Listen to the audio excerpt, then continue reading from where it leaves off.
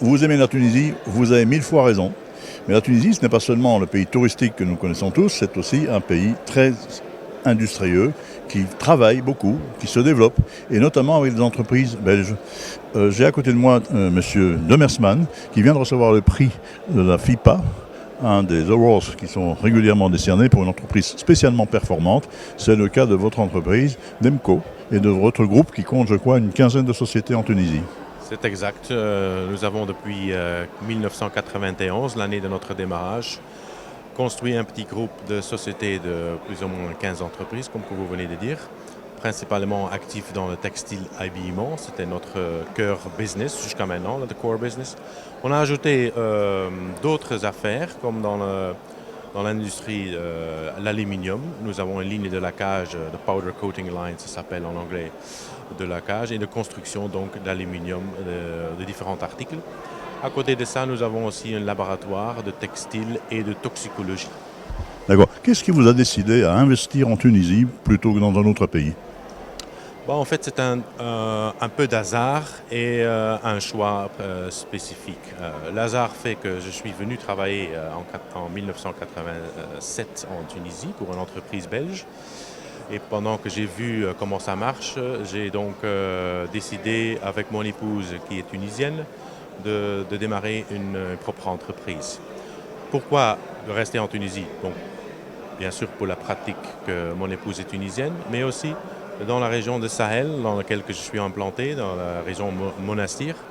Il y avait déjà pas mal de savoir-faire dans le textile, donc c'est pour ça que notre choix a été dans cette région. Est-ce que vous avez constaté de grands changements depuis la révolution tunisienne? Certes, il y a des énormes changements. Le business est devenu un peu plus difficile vu que les administrations tunisiennes ils fonctionnent quand même avec une certaine ralentie.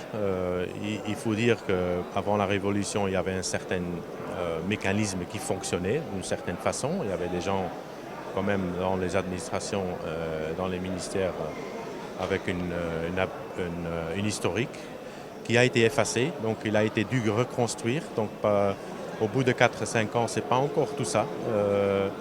Donc le pays a pris un certain retard. Il y a des réformes qui ont été dû se faire depuis 4-5 ans, des modernisations au niveau des lois qui ne se sont pas faites, des coûts d'investissement qui ne se sont pas améliorés.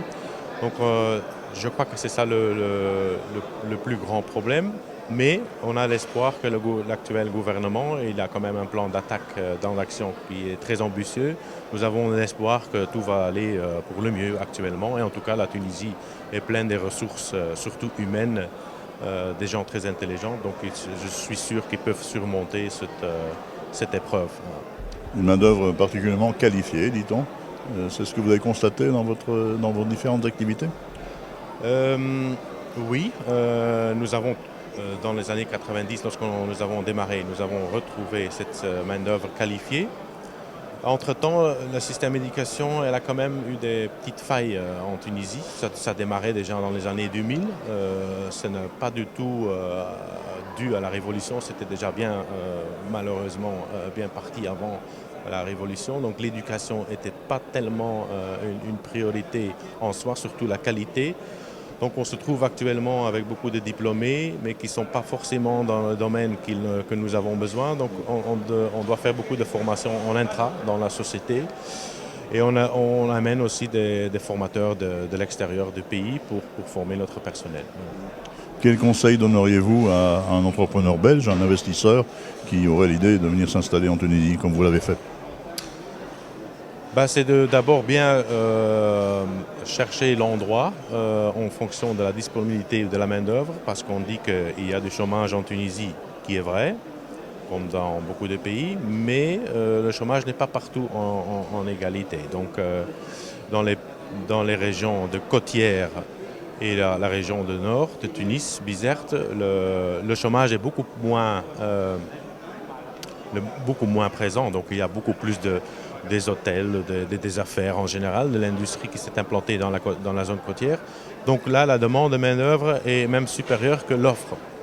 Dans les zones intérieures, il y a des endroits où il y a plus d'offres que la demande. Donc Mais ça tout dépend bien sûr de la nature de business que l'investisseur veut implanter. En fait. D'accord, merci beaucoup.